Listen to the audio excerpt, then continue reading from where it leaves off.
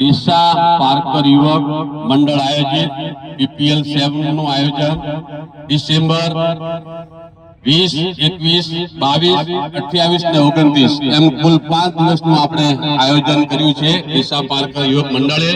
એની આજે રવિવારે practice match નું આયોજન કર્યું છે।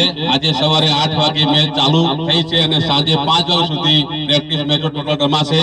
અને જે યુવાનોએ 144 યુવાનો જે 12 ટીમો છે અને 144 પ્લેયરો જે ભાગ લીધો છે બધા અહીંયા આજે પ્રેક્ટિસ મેચમાં આવ્યા છે। એ દરેકનું અહીંયા ડીસા પાર્કર યુવક મંડળ હાર્દિક સ્વાગત કરે છે।